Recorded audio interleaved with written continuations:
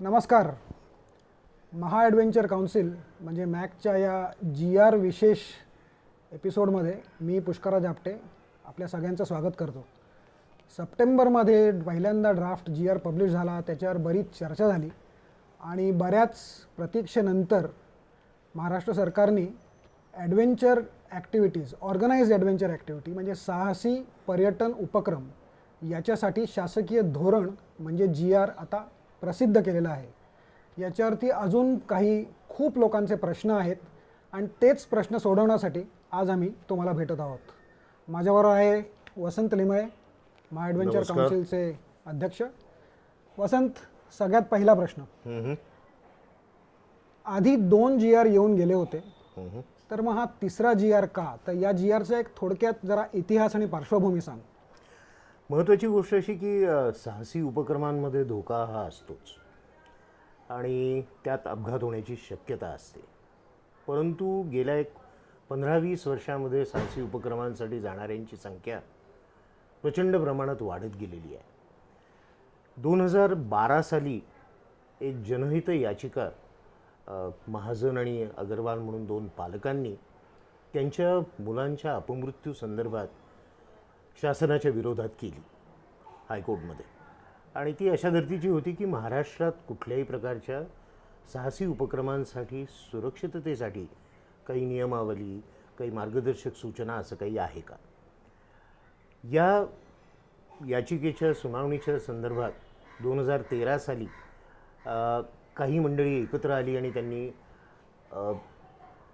या क्षेत्रातली अनुभवी आणि जाणकार मंडळी त्यांनी सुरक्षिततेसाठी काही नियमावली, मार्गदर्शक सूचना या एकत्रित करायला सुरुवात केली.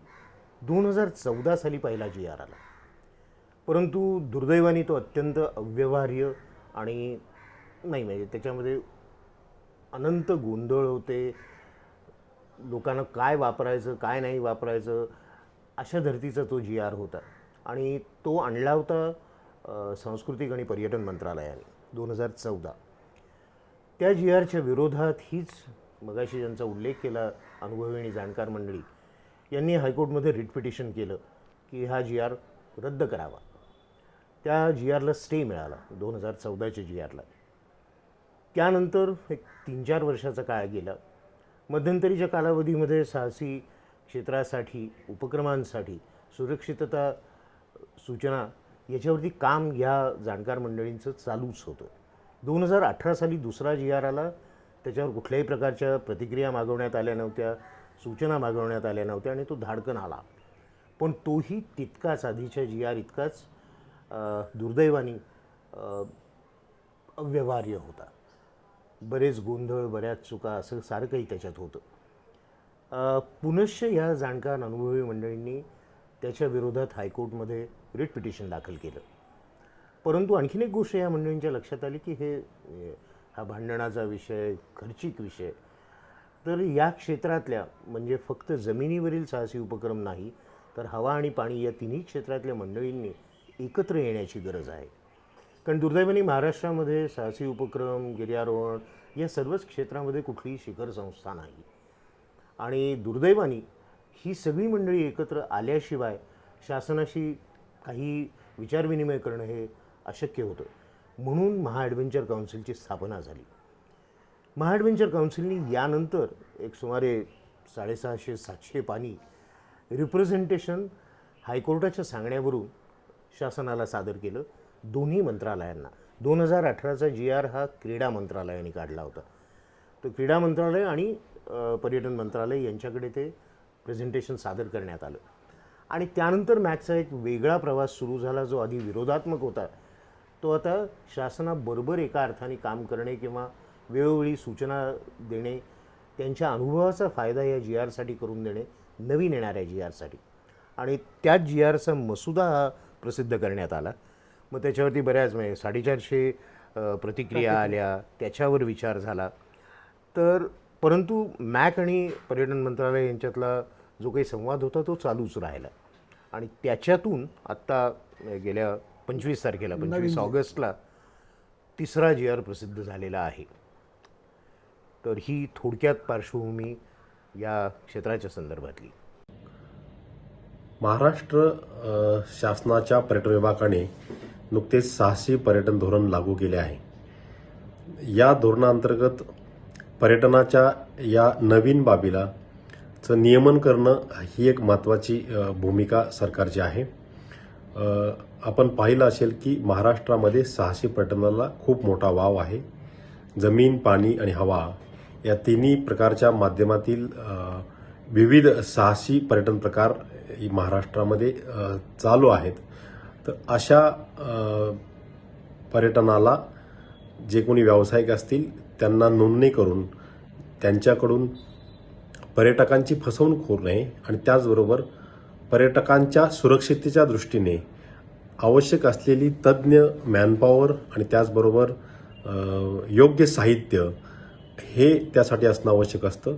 तर या सगळ्या गोष्टींची तरतूद असलेलं हे धोरण नव्यानेच पर्यटन विभागाने आणलेलं आहे आणि मला खात्री आहे की या धोरणामुळे आगामी कालावधीमध्ये महाराष्ट्राच्या साहसी पर्यटनामध्ये चांगल्या प्रकारे वाढ होऊन एक पर्यटकांना एक सुरक्षित आनंददायी असा अनुभव मिळेल.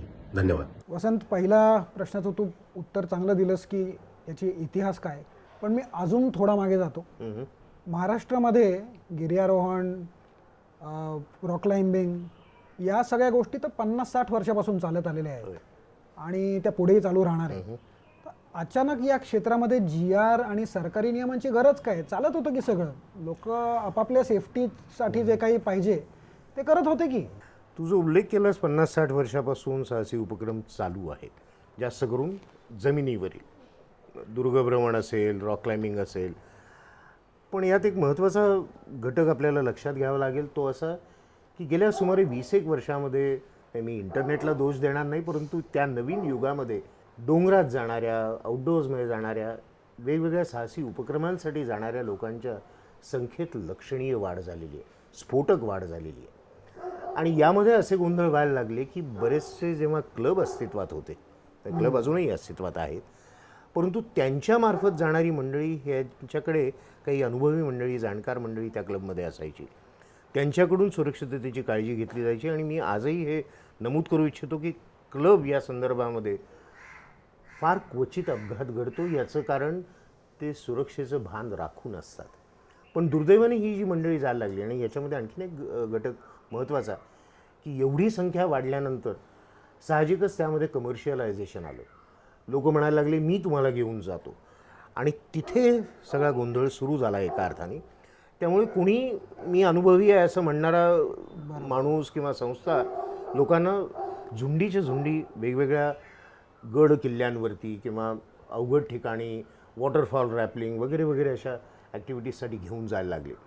साहजिकच तांत्रिक ज्ञानाचा अभाव आणि अनुभवाचा अभाव या गोष्टींमधून दुर्दैवाने अनेक अपघात घडायला लागले. आपण गेल्या 1-2-4 वर्षात तर उदंड बातम्या वाचलेल्या आहेत की कोणीतरी वाहून गेलं, कोणीतरी सेल्फी घेताना पडलं. तर अशा अत्यंत एका अर्थाने मूर्ख कारणांसाठी लोक जीव गमवायला लागले, आणि ही काळजीची बाब होती. आणि यामुळे एक गोष्ट अस्तित्वात येण्याची गरज आहे, ती अशी की घेऊन जाणं. एक महत्त्वाचा मुद्दा इथे सांगावा असा वाटतो की जेव्हा कुणी संस्था किंवा व्यक्ती एखादा ग्रुप बरोबर घेऊन साहसी उपक्रमांसाठी जाते, तिथे जबाबदारीचं हस्तांतरण होतं, म्हणजेच ट्रान्सफर ऑफ रिस्पॉन्सिबिलिटी. जाणारे नवखे असतात, कमी अनुभवी असतात, आणि घेऊन जाणारे हे अनुभवी असणं अपेक्षित असतं. साहजिकच या ग्रुपमधल्या लोकांची जबाबदारी आयोजकांवर जाते, आणि हे आयोजक जर का अननुभवी असतील, तांत्रिक ज्ञान नसेल, तर बरेच गोंधळ घडू शकतात. त्यामुळे खरी ही महत्त्वाची गरज निर्माण झाली. त्यामुळे या सर्व क्षेत्राचं काही थोड्याफार प्रमाणात नियमन किंवा त्याला सुरक्षेची वाट दाखवायची असेल, तर मग ह्या GR सारख्या एकत्रित शासकीय नियमावलीची गरज निर्माण झाली. तर GRचं गरजच काय हे तर तू सांगितलंस, पण अजून एक प्रश्न असा आहे की दुसरा GR, पहिला तर मला वाटतं सांस्कृतिक आणि पर्यटन मंत्रालय होता, दुसरा GR क्रीडा खात्याने काढला, बरोबर, आणि आता हा परत पर्यटन मंत्र्यांनी काढला आहे. आणि ड्राफ्ट GR नंतर याच्यावर बरीच चर्चा ही मीडियामध्ये, वर्तमानपत्रात आली होती की पर्यटन खात्याचे संबंधच काय, हे स्पोर्ट्सकडेच असायला पाहिजे. तर याच्यामागे काय विचार झाला आहे की हे पर्यटन खात्याकडे हा सगळा विषय का आलेला आहे? महत्त्वाचा एक भाग असा की म्हणजे गिर्यारोहण, रॉक क्लाइम्बिंग हे जे प्युअर साहसी ॲक्टिव्हिटीज असं आपण म्हणू, बरोबर. तिथे सहसा अनुभवी मंडळीत जातात आणि त्यांच्यासाठी अशा सुरक्षा नियमावलीची फारशी गरज नाही, कारण ते सुरक्षिततेचं भान राखून असतात. आपल्या आपल्या जबाबदारीने जातात ते. महत्त्वाचा मुद्दा असा आहे की जो दुसरा प्रचंड मोठा गट आहे की जे कुणाच्या तरी भरवशावर जातात, त्यांच्यासाठी सुरक्षा नियमावलीची सूचनांची गरज आहे. तर सुरुवात जी झाली, तुझं उल्लेख केलास की 2014चा GR हा सांस्कृतिक आणि पर्यटन मंत्रालयाने आणला. आणि तेव्हा त्याला पर्यटन का असा विरोध झाला नव्हता. हो हो. दुसरा GR क्रीडा मंत्रालयाने आणला. जेव्हा आम्ही हे रिप्रेझेंटेशन दोन्ही मंत्रालयांना दिलं, तेव्हा क्रीडा मंत्रालयाच्या वंदना कृष्णा म्हणून प्रिन्सिपल सेक्रेटरी आणि वल्सा नायर सिंग म्हणून पर्यटनाच्या प्रिन्सिपल सेक्रेटरी, या दोन्ही त्या मीटिंगला उपस्थित होत्या. ही एक तर कोर्टाकडून ऑर्डर होती की मॅकनी दिलेल्या रिप्रेझेंटेशनचा नीट सुनावणी व्हावी या दोन्ही मंत्रालयांनी आणि मग त्याच्यावरती सविस्तर विचारविनिमय करून निर्णय घेण्यात यावा. त्या मीटिंगमध्ये असं ठरलं की क्रीडा मंत्रालयाचं स्पष्ट मत असं होतं की स्पर्धात्मक खेळ जिथे चालतात, गिर्यारोहणात असतील, रॉक क्लाइम्बिंगमध्ये असतील, हवाई खेळांमध्ये असतील किंवा पाण्यावरचे काही आपल्याकडे कॉम्पिटिशन्सची सुरुवात झाली, हा विषय सोडता हा बाकीचा सगळा विषय हा क्रीडा मंत्रालयाकडे असायलाच नको असं एक स्पष्ट मत मांडण्यात आलं. आणि तिथे असं त्याला काहीतरी सरकारी भाषेत हा विषय पर्यटन मंत्रालयाकडे वर्ग करण्यात आला, तो त्यांच्याकडे सोपवण्यात आला. आणि तेव्हा महत्त्वाची गोष्ट अशी घडून आली की पर्यटन मंत्रालयाने पुढाकार घेऊन, आणि माननीय आदित्य ठाकरे यांचा उल्लेख करावासा वाटतो की त्यांनी यात विशेष रस घेतला आणि नव्या GRवरती काम सुरू झालं. त्यामुळे हा पर्यटन मंत्रालयाने आणलेला GR आहे. आणि प्रामाणिकपणे सांगायचं तर हा कृषी मंत्रालयाने आणला तरी विषय सुरक्षिततेचा आहे, त्याने काय फरक पडतो?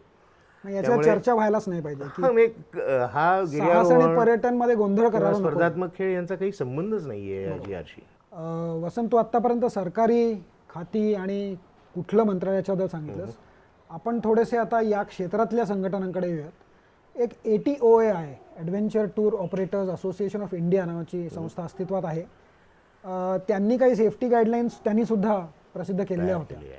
तर त्यांचा आणि या GRचा काही सांगड आहे का? त्यांचा याच्यामध्ये काही सहभाग आहे का, संबंध आहे का? सुरुवात जेव्हा झाली, म्हणजे या नवीन GRच्या बांधणीची सुरुवात असं आपण म्हणू, तेव्हा कॅप्टन स्वदेश कुमार म्हणून ATOAचे दिल्लीचे अध्यक्ष होते. ते मुद्दाम यासाठी मुंबईला आले होते.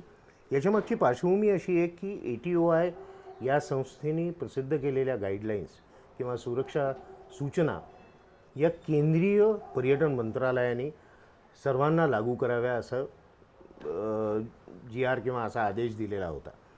त्यामुळे महाराष्ट्र सरकारला सोपा मार्ग असा होता की त्यांनी दिलेल्या गाईडलाईन्स इकडे लावून लागू करा. त्यातली एक महत्त्वाची अडचण अशी होती की या सगळ्या सुरक्षा सूचना ह्या बऱ्याचशा हिमालयाला अनुलक्षून होत्या आणि महाराष्ट्र सह्याद्री हा सगळ्याच वेगळा प्रकार आहे. इथल्या अडचणी वेगळ्या आहेत, इथले धोके वेगळे आहेत. त्यामुळे त्या जशाच्या तशा महाराष्ट्रात GRमध्ये आणणं हे गैरवाजवी ठरलं असतं. आणि इथे विशेषतः मॅकचा उल्लेख करावासा वाटतो की त्यांनी जवळजवळ 6 ते 7 वर्ष या विषयावर काम करून त्यांचे वेगवेगळे मसुदे तयार होत गेले. जवळजवळ 5वा किंवा 6वा मसुदा त्यांनी प्रसिद्धही केला होता या GRच्या चर्चा जेव्हा चालू होत्या, आणि जवळजवळ तोच आता प्रसिद्ध झाला आहे. तर ह्या सुरक्षा सूचनांवरती भरपूर काम करण्यात आलं महाराष्ट्र डोळ्यासमोर ठेवून. आणि म्हणून ATOIचा संबंध त्या गाईडलाईन्सचा एक आधार घेतलेला आहे या GRनी. त्याचबरोबर ISOचं एक याच्यासाठी मानक आहे, त्याचा आधार घेतलेला आहे. आणि त्या व्यतिरिक्त या क्षेत्रातले महाराष्ट्रातल्या अनुभवी आणि जाणकार मंडळींनी सह्याद्रीला काय योग्य आहे ते एकत्रित स्वरूपात करून या GRमध्ये आणण्याचा प्रयत्न केलेला आहे. आणि जो महाराष्ट्र सरकारने स्वीकारला, त्यांनी त्यांच्या पद्धतीने सरकारी त्याला काय जे काही फेरबदल असतील ते करून त्यांनी GR आणि या सुरक्षा सूचना आता प्रसिद्ध केलेल्या आहेत. बरं वसंत, आता आपण बाकी सगळी त्याची पार्श्वभूमी कुठली खाती, आता आपण GRकडे येऊया. या जी आरची सगळ्यात ठळक वैशिष्ट्य काय? माझ्या मते जी आर किंवा अशा धर्त्याची सुरक्षा मार्गदर्शक सूचना हे काही काळ्या दगडावरची रेष नसते. कारण या सूचना ह्या सुधारित स्वरूपात येत राहतात. याला डायनॅमिक डॉक्युमेंट असं म्हणतात. तशा धर्तीच्या या सूचना आहेत. त्यामुळे जी आर वेगळा आहे आणि मार्गदर्शक सूचना वेगळ्या आहेत. तर हे या जी आरचं एक महत्त्वाचं आहे. वैशिष्ट्य आहे की हे दोन स्वतंत्र ठेवलेले आहेत. जी आर कुणाला लागू आहे, त्याच्यावरची अंमलबजावणी कशी होणार, त्यातले फरक किंवा त्यातल्या सुधारणा कशा घडून येणार, यासाठी ज्या गोष्टी आहेत त्याचा अंतर्भाव जी आरमध्ये करण्यात आलेला आहे. सुरक्षा सूचना वेगळ्या ठेवण्यात आलेल्या आहेत. कारण त्या दरवेळेला त्याच्यात काही बदल झाला तर जी आर बदलायला लागणार नाही. बरोबर. हे एक अत्यंत चांगली सोय उपलब्ध करून देण्यात आली आहे या जी आरच्या माध्यमातून.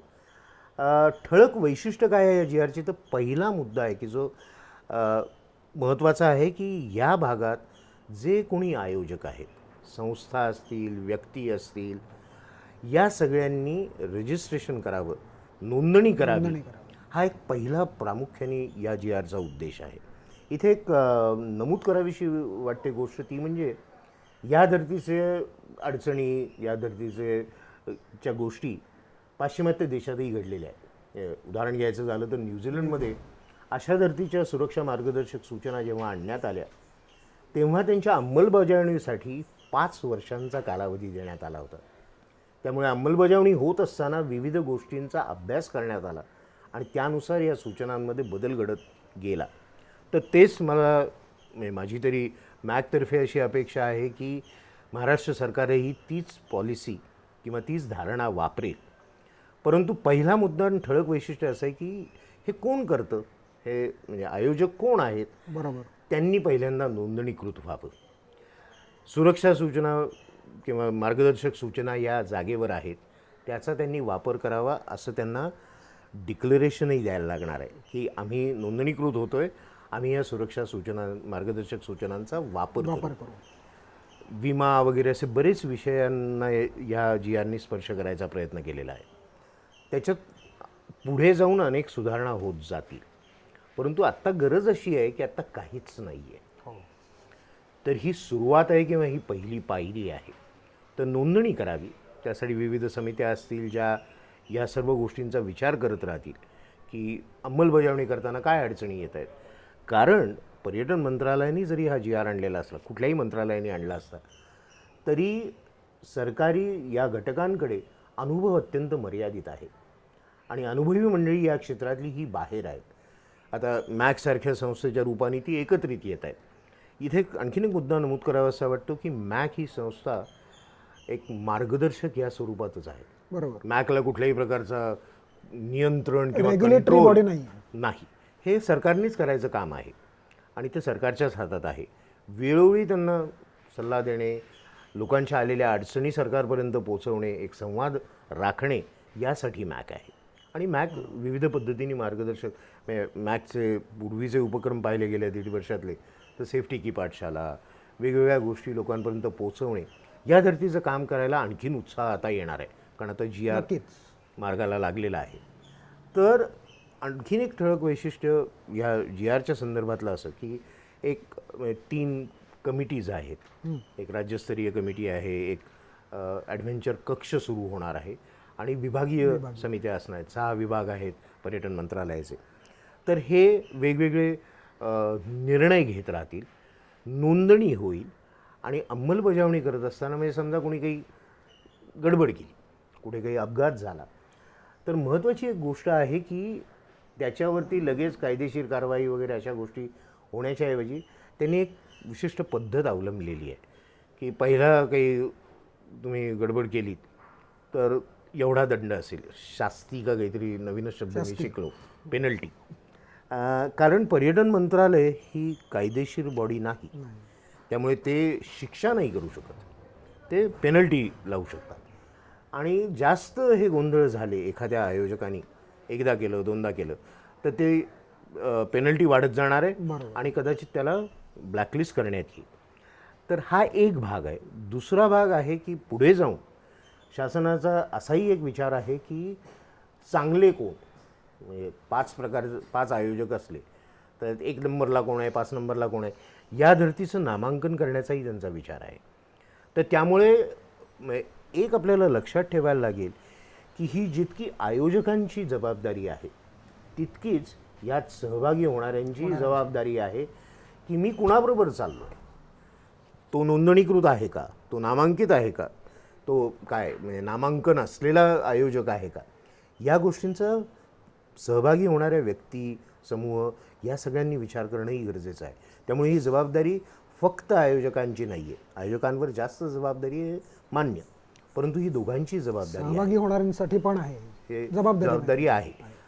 आणि त्या गोष्टी जास्त सुधारत जातील जसं हा GR प्रत्यक्षात येईल, त्याची अंमलबजावणी व्हायला लागेल, तसं सहभागी देखील जास्तीत जास्त सुशिक्षित होत जाणार आहे. मॅकचं हे एक महत्त्वाचं आणखीन काम असणार आहे की हे लोकांपर्यंत पोचावं. हो, कारण मला वाटतं ॲडव्हेंचर कम्युनिटीच्या बाहेर अनेक लोकांना हे काही माहीतच नसेल आता. खरं आहे.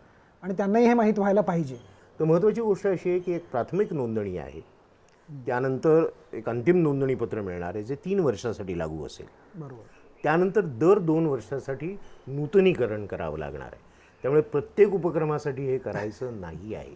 पण मला वाटतं हे अतिशय महत्त्वाची गोष्ट आहे जी सगळ्यांनीच लक्षात घेणं गरजेचं आहे. वसंत, पुढचा खूप मोठा मुद्दा, याच्यावरती अनेक अजूनही लोक प्रश्न विचारत आहेत की नोंदणीकरण हे कोणी कोणी करणं गरजेचं आहे आणि कोणासाठी हा GR लागू नाही की ज्यांनी नोंदणीकरण करायची गरज नाही, हे तू स्पष्टपणे एकदा सांगावंस. थोडीशी कागदाची मदत घेतो. जरूर. आत्ताच्या GRमध्ये एक 7 घटकांना सांगण्यात आलेलं आहे की त्यांनी नोंदणी करणं गरजेचं आहे. त्यातला पहिला घटक आहे साहसी पर्यटन उपक्रम आयोजन करणाऱ्या व्यक्ती, ऑनलाईन अथवा इतर.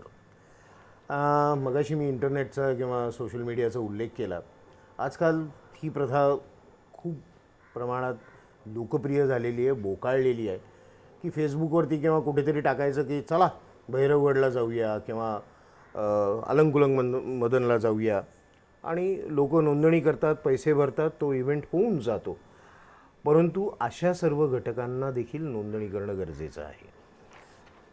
दुसरा घटक आहे साहसी पर्यटन उपक्रम आयोजित करणाऱ्या सर्व प्रकारच्या संस्था, ॲडव्हेंचर टूर ऑपरेटर्स असं यांना म्हणतो आपण.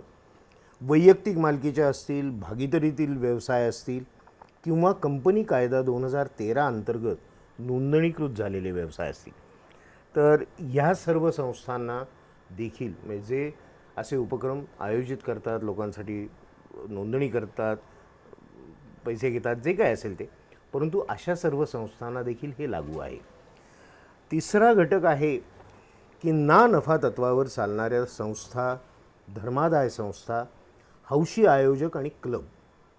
आता या मुद्द्यावरून थोडाफार गदारोळ झाला होता की अहो आम्ही सगळं पाळतो, आम्ही करत झाले. मगाशी मी उल्लेख केला की क्लबमध्ये ही एक संस्कृती पूर्वापार चालत आलेली आहे, परंतु त्यांना देखील हा GR लागू आहे. याचं कारण ते देखील अननुभवी नवख्या मंडळींना वेगवेगळ्या साहसी उपक्रमांसाठी घेऊन जातात. पुन्हा तेच मूलभूत तत्व की जबाबदारीचं हस्तांतरण जिथे होतं तिथे हा GR लागू होणार आहे. आणि मला वाटतं यात गदारोळ होण्याचा अजून एक मुद्दा असा होता की पण आम्ही बिझनेस करत नाही, आम्ही पैसे घेत नाही. पण मला वाटतं तो मुद्दाच नाही आहे. सेफ्टी सगळ्यांसाठी आहे. हा, सुरक्षितता म्हणजे तुम्ही पैसे घ्या अथवा नका घेऊ, तुम्ही जेव्हा कुणाला तरी अननुभवी आहे, कमी अनुभवी आहे, याला बरोबर घेऊन जाता तेव्हा तुम्ही त्याची जबाबदारी स्वीकारता. अगदी बरोबर. आणि ते जिथे घडतं तिथे मार्गदर्शक सुरक्षा नियमावली ही लागू होणार आणि त्यासाठी तुम्ही GR अंतर्गत नोंदणी करणं गरजेचं आहे. साहसी पर्यटन उपक्रम आयोजित करण्यासाठी आपल्या सेवा उपलब्ध करून देणारे संबंधित सेवादाते, आता हे व्यक्ती असू शकतात किंवा संस्था असू शकतात. बऱ्याच वेळेला असं घडतं की पुष्कराज आपटे हा कुठला तरी ग्रुप घेऊन जात आहेत आणि त्यांना एरवी ते रॉक क्लाइम्बिंग वगैरे घडवतात, परंतु वॉटरफॉल रॅपलिंगही करायचं आहे. तर तेव्हा असं घडू शकतं की पुष्कराज आपटे कुणातरी सेवादात्याची मदत घेऊ शकतात. तेही नोंदणीकृत असले पाहिजेत, ती व्यक्ती असेल किंवा संस्था असेल. परंतु हेही जी लोक आहेत यांना देखील नोंदणी करणं, त्यामुळे हा जो गट आहे हे सेवा पुरवतात. हे ग्रुप ऑर्गनाईज करत नाहीत, हे कुठल्याही ग्रुपला बोलवत नाहीत, परंतु ते इतरांना ह्या सेवा देतात. त्यांनी नोंदणी करणं गरजेचं आहे. साहसी पर्यटन संकलक व्यक्ती आणि संस्था यांना ॲग्रिगेटर्स असं म्हटलं जातं. मग हे एक नवा प्रकार अस्तित्वात आलेला आहे, तो म्हणजे काही मोठ्या संस्था म्हणजे ट्रॅव्हल एजन्सीज आहेत. मग त्यांचा ॲडव्हेंचरमधल्या एशी सुद्धा संबंध नाही, परंतु ते काहीतरी दुर्गभ्रमंती, रॉक क्लाइम्बिंग, राफ्टिंग अशा 2-4 गोष्टी एकत्रित करून ते एखादा उपक्रम राबवू शकतात. तेव्हा ते नोंदणीकृत संस्थांची मदत घेतील, नोंदणीकृत सेवादात्यांची मदत घेतील, परंतु ते स्वतः देखील नोंदणीकृत असणं, यांना संकलक म्हणतो आपण, ते नोंदणीकृत असणं गरजेचं आहे. त्यातला हा झाला ॲग्रिगेटर्स म्हणजे ॲग्रिगेटर्स 5वा घटक. 6वा साहसी पर्यटन उपक्रम आयोजित करणारे कॅम्प्स, रिसॉर्ट्स यांनी देखील नोंदणी करणं गरजेचं आहे. म्हणजे रिसॉर्ट्स हा प्रकार आपल्याला माहिती आहे की काय गणपतीपुळ्याला चाललो आहे, वाटेत रिसॉर्ट लागलं, परंतु अशी काही विशिष्ट रिसॉर्ट्स तयार व्हायला लागली आहेत आणि खूप झाली आहेत आज, की जे आमच्या रिसॉर्टला या, आम्ही तुम्हाला काही साहसी उपक्रम करायला देतो. तिथे स्थायी स्वरूपाचे ॲडव्हेंचर सेटअप्स असतात, जवळपास एखादा ट्रेक असतो किंवा नदी असते, राफ्टिंग उघडू शकतं. तर अशी जी रिसॉर्ट्स या कामासाठी जास्त प्रसिद्ध झालेली आहेत की जे साहसी उपक्रमांचा वापर करतात, त्यांनी देखील नोंदणी करणं गरजेचं आहे.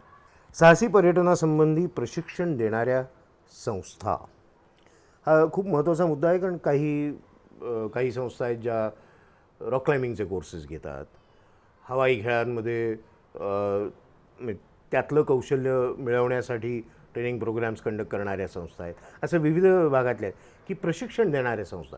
पण तिथे देखील हे मूलभूत तत्त्व येतच की अननुभवी माणूस आहे, तो प्रशिक्षण घेतोय, तिथे जबाबदारी पुनश्च आयोजकांवर येते. त्यामुळे प्रशिक्षण संस्थांना देखील नोंदणी करणं गरजेचं आहे. यामध्ये एका घटकाचा एक घटक नाही आहे त्याचा उल्लेख करावासा वाटतो. मॅकच्या मते तो असावा की ह्या साहसी प्रकारांसाठी लागणारी जी इक्विपमेंट आहे, साधनसामुग्री आहे, ते विकणारी बरीच मंडळी आहेत आणि बनवणारे पण आहेत, आणि यांच्यावरती एक जबाबदारी अशी आहे की ते चांगल्या गोष्टी विकतील अथवा बनवतील. तर त्यासाठी की जो सुरक्षिततेसाठी निगडीत विषय आहे, तर त्यामुळे मॅकची भूमिका अशी आहे की ते देखील या गटामध्ये असायला हवेत. आणखीन एक गट आहे की तो थोडासा दूरस्थ आहे परंतु महत्त्वाचा आहे, की दुर्ग संवर्धन करणारे खूप गट आजकाल निर्माण झालेत, खूप छान काम करत आहेत, परंतु त्यांच्या सोबतीनं दुर्ग सहली आयोजित केल्या जातात आणि की ज्या सहसा नुसत्या साहस उपक्रम नाही आहे किंवा जे आपण एरवी साहसी उपक्रम म्हणतो तशातले नाही आहेत, परंतु त्या दुर्ग सहलींनाही सुरक्षिततेची गरज आहे. नक्की. त्यामुळे तो देखील गट यामध्ये असावा अशी मॅकची भूमिका आहे. पुढच्या सुधारणांमध्ये कदाचित ते होईल देखील. यानंतर पुढचा तुझा मुद्दा होता की हे कुणाला लागू नाही. तर सर्व प्रकारचे स्पर्धात्मक साहसी खेळ, उदाहरणार्थ प्रस्तरारोहण स्पर्धा, कृत्रिम भिंतीवरील स्पर्धात्मक प्रस्तरारोहण, हवाई खेळांच्या स्पर्धा इत्यादी आणि त्यांचे आयोजक हे या GR खाली येत नाहीत. आणि ते पूर्वीच्या GRमध्ये क्रीडा खात्याकडे होतं, क्रीडा खातं कदाचित त्यांच्याकडे बघेल, परंतु तो या GRचा मुद्दा नाही. ते या नोंदणीमध्ये येत नाहीत स्पर्धात्मक खेळ आयोजित करणारे. दुसरा मुद्दा आहे त्यातला की स्वयंक्षमता आणि स्वयंजबाबदारी या तत्वावर आयोजित साहसी पर्यटन मोहिमा आयोजित करणाऱ्या सर्व प्रकारच्या अनुभवी व्यक्ती किंवा संस्था, परंतु अशा उपक्रमांबरोबरच कुठलीही संस्था अथवा व्यक्ती नवख्या किंवा अननुभवी अशा लोकांसाठी प्रशिक्षण किंवा इतर साहसी पर्यटन उपक्रम राबवत असेल त्यांना नोंदणी लागू आहे. परंतु ते अनुभवी आहेत आणि ते स्वतःच्या हिमतीवर करतायत, स्वयंजबाबदारी आणि स्वयंक्षमता याच्या आधारावर, तर त्यांना हा GR लागू नाही. शालेय संस्थांनी आयोजित केलेले साहसी पर्यटन उपक्रम हा फार महत्त्वाचा मुद्दा आहे. परंतु दुर्दैवाने हा GR इथेच थांबतो. मॅकची भूमिका अशी आहे की शालेय संस्थांनी नोंदणी करू नये, परंतु ते जेव्हा असा उपक्रम आयोजित करतील तेव्हा ते नोंदणीकृत सेवादाते व्यक्ती किंवा संस्था यांच्या मदतीने असे उपक्रम आयोजित करतील. म्हणजे पुनश्च ती जबाबदारी कुणावर तरी असेल, ते वाऱ्यावर सोडले जाणार नाही. आणि हा GR उपस्थित होण्याचं जे कारण मुळातलं ते अशाच काही संस्था विद्यार्थ्यांच्या संदर्भात होतं आणि मला वाटतं हा अत्यंत महत्त्वाचा घटक आहे, कारण विशेषतः शालेय मुलं ही अननुभवीच नसतात, तर त्यांना बऱ्याचशा गोष्टी कळत देखील नाहीत आणि मग पालकांना त्यांच्या माहिती असतंच असं नाही. त्यामुळे यांनी नोंदणीकृत सेवादाते वापरणं हे गरजेचं आहे आणि हा मुद्दा मला वाटतं इन्क्लूड मला झाला वाटतं पाहिजे. माहिती नसतं हा एक भाग, अनुभव नसतो हा तर नक्कीच झाला, पण त्यांचे गटही मोठे मोठे असतात बरेच. हो. 100 मुलं 150 मुलं 100. असे मोठे ग्रुप असू शकतात. तर त्यामुळे त्यांनी नोंदणीकृत सेवादात्यांचा वापर करणं हे अत्यावश्यक आहे. बरोबर. ही सुधारणा मॅक सुचवतं आहे.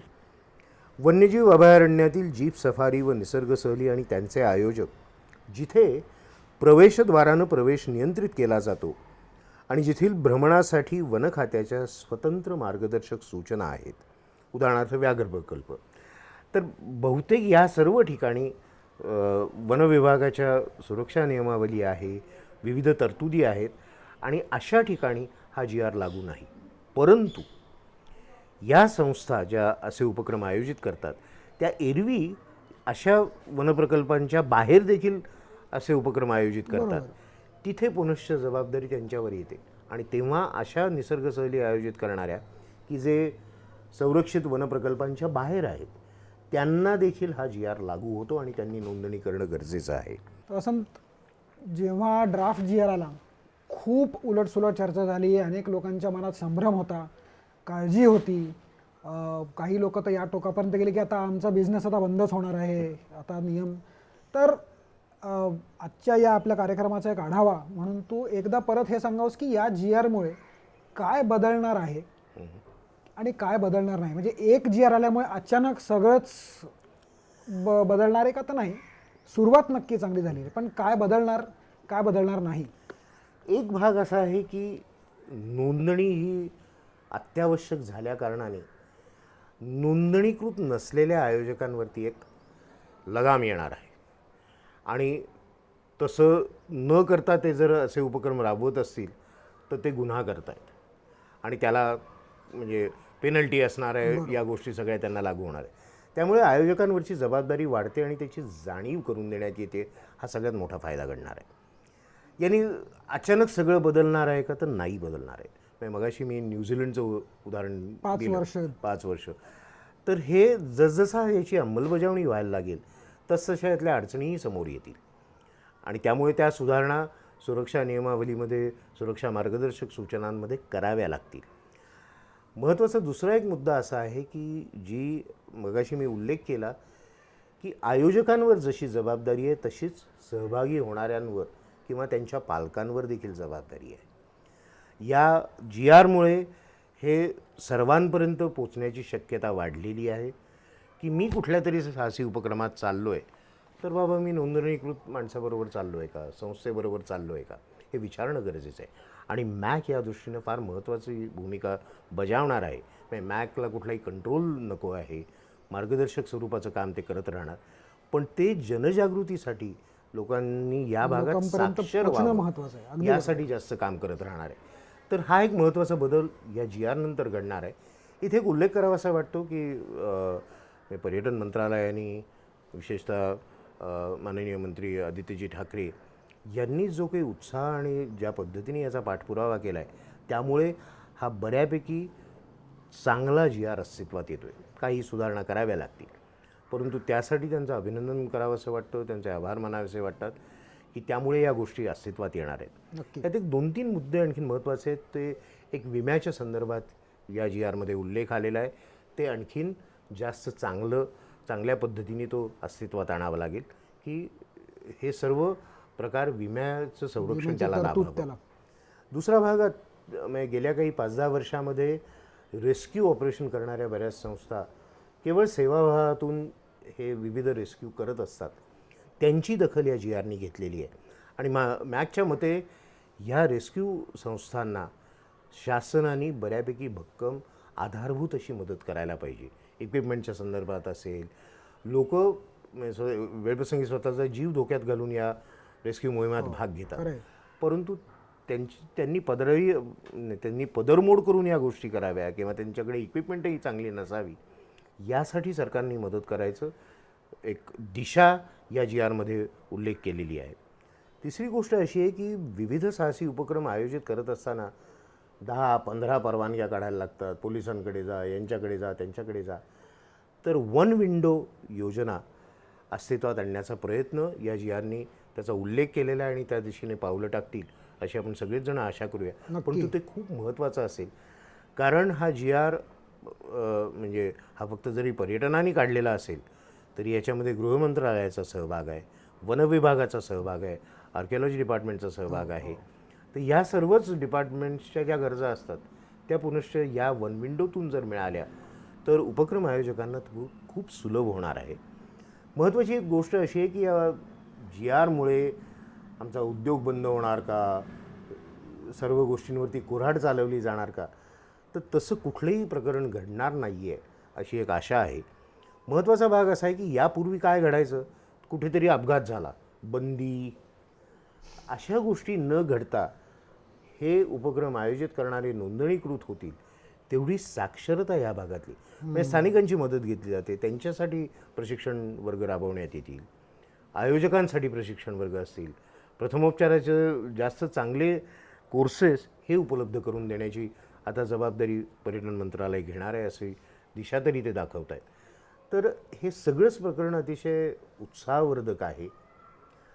कुठलेही नियम आले की आपल्याला अडचणीचे वाटतात, परंतु ते एकंदरीत सुरक्षिततेसाठी आणि लोकांच्या जीवाला धोका पोचू नये यासाठी असतात. त्यामुळे थोडीशी अडचण सोसावी लागेल, परंतु शेवटी स्वयंनियमनाकडे अगदी जाणं बरोबर. याला पर्याय नाही आणि त्या दिशेने टाकलेलं हे खूप महत्त्वाचं पाऊल आहे. नक्कीच. मित्रहो, आपण सगळेजण खूप वर्ष महाराष्ट्रामध्ये या साहसी उपक्रमांचा आनंद घेत आलेलो आहोत आणि कुठेतरी असं एक जे मनात होतं की हा जो निर्भेळ आनंद आपण घेत आहोत तो आता जाणार आहे. हे फार काहीतरी कागदपत्र भरायची आहेत आणि फॉर्म भरायचे आहेत, तसं नाही आहे. एखादा कुठेतरी अपघात होतो आणि त्या सगळ्या आनंदाला विरजण लागतं. तसं होऊ नये म्हणून आपण सगळेजण मिळून जास्त जबाबदारीने हे असे उपक्रम करूयात आणि शासनावर फक्त टीका करण्यापेक्षा त्यांनी एक अतिशय सकारात्मक उत्तम पहिलं पाऊल उचललं आहे. तर आपण सगळेजण शासनाबरोबर याच्यामध्ये काम करूयात. GRशी निगडीत अजून बरेच मुद्दे आहेत. सुरक्षा मार्गदर्शक सूचना, सेफ्टी गाईडलाईन्स, नोंदणीकरण कसं करायचं त्याच्याबद्दलही आम्ही अशाच एका कार्यक्रमामध्ये परत तुम्हाला भेटू. आजच्या कार्यक्रमामध्ये एवढंच. वसंत, तू बऱ्याच गोष्टींचं स्पष्टीकरण दिलंस त्याच्याबद्दल आभार. पुढच्या कार्यक्रमात नक्की भेटूयात. धन्यवाद.